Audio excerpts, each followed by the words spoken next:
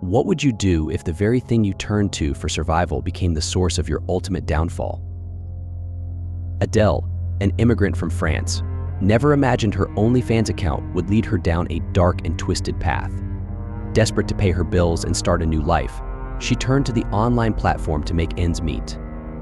But what began as a way to stay afloat soon caught the attention of a wealthy, obsessive fan, one who would pay for more than just her content. He paid for her time, her affection, and then her submission. As their relationship spiraled into something much darker, Adele found herself trapped in a web of control, manipulation, and fear. Blackmailed, beaten, and used, she sought help from the authorities, hoping to escape the nightmare. But when he was finally jailed, he never let go. His release was only the beginning of a deadly game, one that ended in the most tragic way possible. Would you trust someone with your life if they had the power to destroy it? Could Adele have escaped her fate, or was her story always destined for such a chilling end? This is a tale of obsession, power, and the fine line between love and control, a story of how one woman's fight for freedom was crushed by the man who claimed to love her. Are you ready to step into the darkness of this tragic romance? Adele Dupont never imagined her life would take this turn. Born and raised in a quiet suburb of Paris, she had always dreamed of living in a vibrant, cosmopolitan city, perhaps one like New York. But when her family faced financial ruin and her mother's health declined, those dreams became secondary to survival. In her early 20s, Adele made the bold decision to move to America, hoping to start fresh and provide for her family. She arrived in Miami with nothing but a suitcase and the weight of her responsibilities. For the first few months, things were manageable. She worked as a waitress in a cafe, taking on any odd job she could find. But the bills piled up, and her mother's medical expenses back home grew heavier each day. Adele found herself in a constant state of anxiety, wondering how she would ever keep up. She had heard stories of girls making money fast through platforms like OnlyFans, and though it felt risky, she saw little choice. Creating an account under a pseudonym, Belle Rousset, Adele slowly gained a following. At first, it was just a few fans who appreciated her photos, tipping her enough to cover rent and food. But as time went on, she grew more comfortable with the platform, learning how to attract more subscribers. It wasn't just the money, there was something empowering about having control over her image. She could set boundaries and decide what she was comfortable with. Then came him. His username was simply Mr. Black at first. He seemed like any other fan, lavishing her with tips, requesting personalized content, and leaving flattering comments. But Mr. Black was different. He was persistent, sending daily messages, showering her with compliments, and offering extravagant amounts for one-on-one interactions. Adele noticed him quickly becoming her biggest contributor, and it wasn't long before he asked for something more. One date, he messaged her one night, "I'll make it worth your while." Adele hesitated. She had never met any of her fans in person. It was a line she had promised herself she would never cross. But the offer was overwhelming, $10,000 for one night out. She couldn't resist. With her mother's medical bills due, Adele reluctantly agreed. What she didn't realize was that this decision would change everything. Mr. Black wasn't just a rich admirer, he was a man obsessed with control. That first date went smoothly enough, a lavish dinner at one of Miami's finest restaurants. But then came the offers for sex, then for romance, each time sweetened with a higher payout. It seemed easy at first, just play the part, take the money, and move on. But Mr. Black had other plans. He recorded their private encounters without her consent, using the footage to blackmail her into continuing the relationship. Each time Adele tried to pull away, he tightened his grip, promising to ruin her life if she refused. Desperate and alone, Adele felt trapped in a nightmare she couldn't escape. Adele sat nervously in the back of the black car that had picked her up for the night, her thoughts spinning. She hadn't expected to agree to this, but the weight of her situation had pushed her past boundaries she had once sworn never to cross. When she arrived at the restaurant, Mr. Black was already there, waiting for her at a secluded, candlelit table. He was handsome, dressed in an impeccably tailored suit, his eyes cold yet intense. There was a charm about him that unsettled her. He greeted her with a smile that didn't quite reach his eyes and took her hand, kissing it softly as he led her to her seat. The air between them was electric, laced with tension and expectation. Dinner was extravagant, filled with wine and conversation, But Adele could feel the undercurrent of something darker beneath Mr. Black's polished exterior. He touched her often light brushes of his fingers on her hand, on her arm, a hand resting on her thigh beneath the table. Each touch felt deliberate, calculated, as if he was testing how far she would let him go. After dinner, he invited her back to his penthouse suite, and despite her hesitation, Adele agreed. She knew where this was heading, but she also knew the payout. Her mother's health, her bills, it was all riding on her ability to play along, to keep Mr. Black happy. When they arrived at his suite, the mood shifted instantly. The atmosphere was charged, his intentions clear. He approached her slowly, his hands sliding around her waist as he pulled her close, his lips brushing her ear. "You're even more beautiful in person," he whispered, his breath hot against her skin. His hands roamed over her body, gentle at first, but firm in their desire. Adele shivered as his lips found hers, soft at first, then more demanding. He kissed her deeply, his hands exploring her, and despite the unease pooling in her stomach, she responded, letting herself fall into the act. The touches became more heated, more insistent as Mr. Black guided her to the bedroom. He undressed her slowly, his eyes hungry, devouring every inch of her exposed skin. His lips trailed over her neck, down her chest, his hands gripping her hips as he pressed her back against the bed. Adele closed her eyes, trying to detach herself from what was happening, to focus on the money, on the reason she was doing this. But as their bodies intertwined, Mr. Black's grip became rougher. His hands, once gentle, now left marks on her skin. He liked control, needed it. The first time he slapped her, it took her breath away. It wasn't playful, it was hard, demanding. Adele gasped, her mind reeling, but Mr. Black just smiled darkly, his eyes gleaming with a dangerous mix of desire and satisfaction. "You like that, don't you?" he whispered, his voice low, commanding. Adele's heart pounded in her chest. She didn't like it. The sting of his hand on her skin left her feeling violated, but she forced herself to nod, her lips trembling. She needed to keep him happy. She needed to survive this night. The slaps turned to spanks, each one harder than the last. His hands gripped her throat, tightening just enough to make her heart race with fear. He whispered filthy things in her ear, telling her how much he loved owning her, how she was his now completely. His control over her was absolute, and there was nothing she could do to stop him.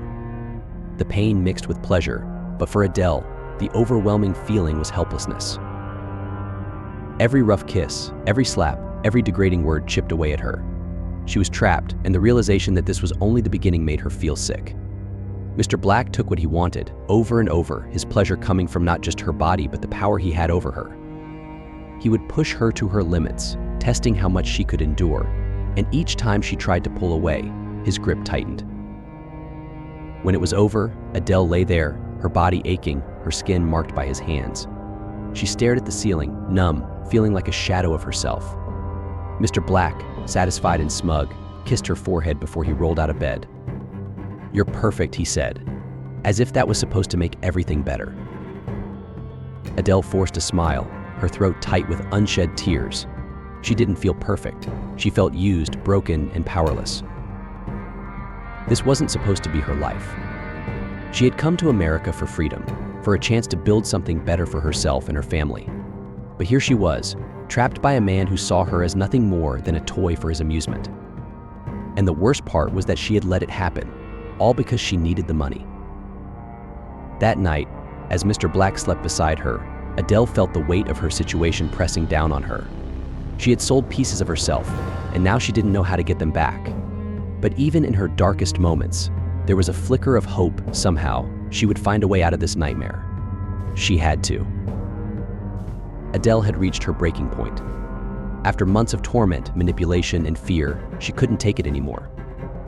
The night Mr. Black had crossed the line yet again, pushing her boundaries, hurting her in ways that left deep bruises both on her skin and soul, she made the decision. She couldn't let this continue. She had to stop him. The next morning, Adele went straight to the authorities. Her hands trembled as she recounted everything, how it started with a simple date, how Mr. Black had paid for her time and gradually, through threats and manipulation, turned her life into a living nightmare. She showed them the evidence, the videos, the messages, all the proof of his blackmail and control over her. The authorities took her seriously. They moved quickly, arresting Mr. Black and charging him with extortion, assault, and sexual violence. He was taken into custody, and Adele felt a weight lift from her shoulders, but the relief was short-lived. During the trial, Mr. Black's eyes never left her. As he sat there, restrained by handcuffs, he stared at her with a cold, murderous gaze, his eyes promising vengeance. It chilled her to the bone, but Adele held her ground. She had to be strong. She had to protect herself. The courtroom felt like a battlefield. The prosecution laid out the case: Mr. Black's manipulation, his violence, the way he had trapped Adele and used her. Her testimony was raw, emotional, but it was also empowering. She had survived him, and now she was putting him behind bars. When the sentence came, several years in prison, Adele felt something she hadn't in a long time: freedom. Mr. Black was gone, locked away, and she could finally live without looking over her shoulder. The next few months were a whirlwind of healing. Adele left OnlyFans behind, determined to rebuild her life. She had always loved baking, a skill she had learned from her grandmother in France, and now she poured her heart into it. She used the money she had saved to open her own bakery, a small cozy shop that quickly became popular in the neighborhood. People loved her pastries, and for the first time in a long while, Adele felt like herself again. She was happy, thriving even. The scars of the past still lingered, but they were fading, and with each day she grew stronger.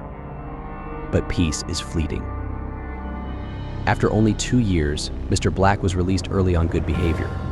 The moment Adele heard the news, her world shattered. Fear gripped her heart like a vice. She had hoped she would never see him again, that he would stay locked away, but now he was out. And she knew deep down that he would come for her. It didn't take long for her nightmare to return. One evening, as Adele was closing up her bakery, she felt a familiar presence behind her. She turned, and there he was, Mr. Black, standing in the shadows, his expression dark, predatory. Before she could scream, he grabbed her, pulling her into his car, driving her to a secluded place far outside the city. Adele's heart raced, terror flooding her senses. She knew what was coming. He had waited for this moment, and now he had her again. Once they were alone, Mr. Black's mask of charm fell away completely. He was brutal, his hands rough as they pulled at her clothes. He kissed her with a ferocity that made her stomach turn, his lips crushing against hers, as if he wanted to devour her whole. There was no tenderness, no affection, only dominance and control. He pushed her onto the cold floor, his hands tearing at her, his breath hot and ragged as he forced her to relive the horror she had fought so hard to escape. Adele's body trembled under his weight as he pressed her down, kissing her neck with biting aggression. He whispered vile things in her ear, telling her how much he missed her, how much he enjoyed breaking her. His hands roamed over her body with the same cruel intent as before, but now there was something even darker in his touch. He wanted to punish her, to remind her that she could never truly escape him. The roughness escalated. He slapped her, hard, each hit making her head spin. His hands wrapped around her throat, squeezing just enough to make her gasp for air. She tried to push him away, to fight back, but he was stronger, and the fear paralyzed her. Every rough kiss, every degrading word chipped away at the fragile strength she had built. "Did you really think you could escape me?" he sneered, his grip tightening around her. "You belong to me, Adele. No one else." Tears stung her eyes, but she refused to let them fall. She couldn't let him break her again, but her body betrayed her, the fear overwhelming her as he continued his assault. The hours felt like a blur of pain and helplessness. He used her over and over, his desires cruel and twisted. Each slap, each degrading command was meant to remind her that no matter how far she ran, he would always find her. He would always control her. By the time he was finished, Adele lay there broken, bruised, and defeated. Mr. Black stood over her, satisfied, his eyes gleaming with sick pleasure. He leaned down, pressing a final possessive kiss to her lips before leaving her there, broken and shattered once again.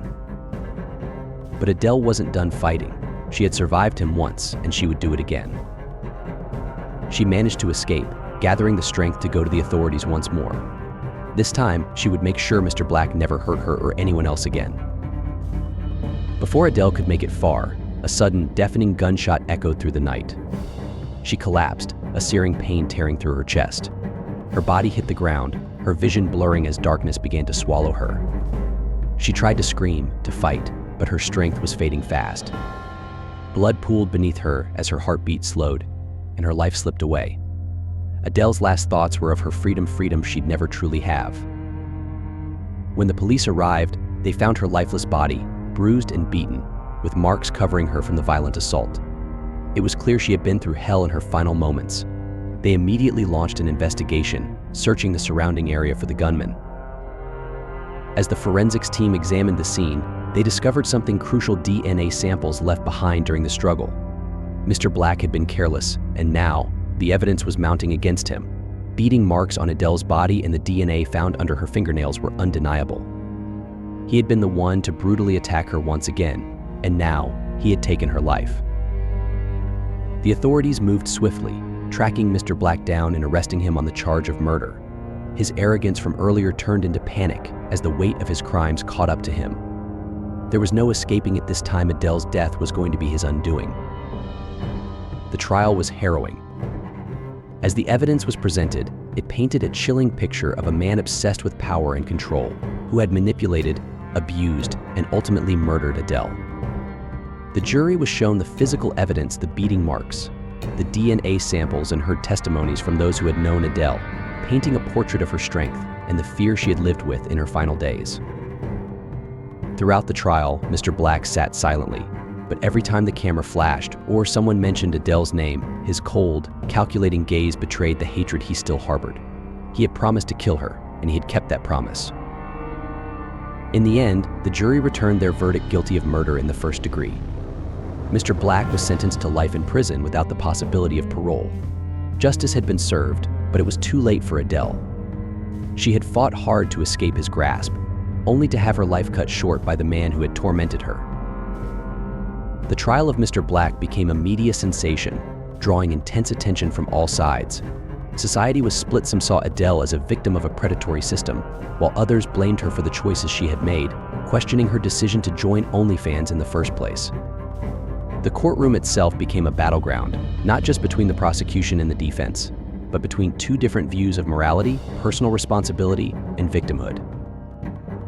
The prosecution painted a clear, grim picture of Mr. Black as a cold, calculated man who had become obsessed with Adele after first interacting with her through OnlyFans. They laid out his growing obsession, starting with him paying for simple interactions, escalating to increasingly disturbing demands for control over her life. They described how Mr. Black used his wealth and influence to manipulate her into a physical relationship, videoing their encounters without her full consent, and then blackmailing her when she tried to leave. The prosecution didn't shy away from exposing the brutality of the final days of Adele's life.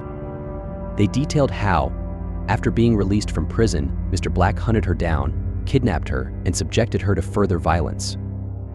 The forensic evidence became their centerpiece. Bruises on Adele's body showed the severity of the beating she endured in her final hours, while the DNA evidence found on her was irrefutable. Coupled with the gunshot residue on Mr. Black's clothing, there was little doubt who had pulled the trigger. They framed Mr. Black as a predator, a man driven by obsession who could not stand to lose control over Adele. They brought forth witnesses, including friends and colleagues of Adele, who testified to her attempts to leave the dark world Mr. Black had trapped her in. They spoke about her fear and desperation, and how she had changed after meeting him. Once a bright, hopeful woman trying to make ends meet, she had become withdrawn and paranoid, always looking over her shoulder, haunted by his looming presence. The prosecution ended their case by focusing on the fact that Adele had tried to escape, starting her bakery and rebuilding her life. But Mr. Black couldn't let her go. He had hired a hitman to kill her, and that, they argued, was proof of his ultimate intent to destroy her when he couldn't possess her. The defense took a very different stance. They attempted to shift the focus away from Mr. Black's obsession, framing Adele as someone who had willingly entered a world of sex work and risky online relationships. They argued that she knew the consequences of her choices, and that the violence that occurred was an unfortunate but not entirely unexpected outcome of the lifestyle she had chosen. The defense aimed to portray Mr. Black as a troubled man, emotionally fragile, who had been led astray by his relationship with Adele. They presented Mr. Black as a victim of his own emotional instability, claiming that he had fallen deeply in love with Adele and had been devastated when she tried to cut ties with him. His lawyers argued that while Mr. Black's actions were extreme, they stemmed from a place of heartbreak, not malice. They also tried to create doubt about the final murder, hinting that the hitman may have acted independently or that Mr. Black's intent was never to kill her, but to reclaim their romance. The defense sought to discredit the evidence by claiming that Adele's OnlyFans interactions had put her in contact with numerous unsavory individuals, suggesting that someone else could have had the motive and opportunity to harm her. They presented Adele's past in a way that cast doubt on her character, implying that her choices might have played a role in her own demise. Outside the courtroom, society was divided. The trial sparked heated debates over personal accountability, exploitation, and victimhood. On one side, there were those who saw Adele as a symbol of how dangerous online fame and the sex industry could be. They rallied around her story, seeing her as a young woman who had been drawn into a world she hadn't fully understood, trying to survive in a harsh system that offered her few other options. For them, Mr. Black's actions were clear-cut. He was a man who had taken advantage of his wealth and privilege to prey on a vulnerable woman, using her for his own gratification and then discarding her when he couldn't control her any longer. On the other side were those who blamed Adele for her involvement in OnlyFans, arguing that by entering into these relationships, she had consented to the risks that came with them. They questioned her morality, focusing on her decision to use her body for financial gain and suggesting that her death, while tragic, was a result of her own poor choices. These individuals saw Mr. Black not as a predator, but as someone who had simply fallen in love with the wrong woman. The trial also stirred deeper conversations about the nature of consent and power in relationships like Adele and Mr. Black's. Some argued that no matter her choices, Adele had the right to leave and not be hunted down. Others felt her use of Mr. Black's wealth in exchange for sexual favors muddied the waters, making it hard to discern the true nature of their relationship. Despite the defense's attempts to shift blame onto Adele, the overwhelming evidence, particularly the DNA and the forensic examination, convinced the jury of Mr. Black's guilt. He was sentenced to life in prison without the possibility of parole. The ruling was a relief for Adele's friends and supporters, but it also served as a somber reminder of the dangers she had faced and the ultimate price she paid. As the trial came to a close, many were left reflecting on the role that OnlyFans, and by extension, the online sex work industry, had played in Adele's tragic life. Her story was a grim warning of how easily boundaries could blur and how quickly admiration could turn into obsession. In the end, her attempt to escape her circumstances was met with the ultimate form of punishment: death at the hands of the man who claimed to love her. The destruction of Adele's life became a tragic example of the cost of online exploitation. What started as a means to pay her bills led to a deadly obsession, proving that the line between fantasy and reality can sometimes be thin, and crossing it can have fatal consequences.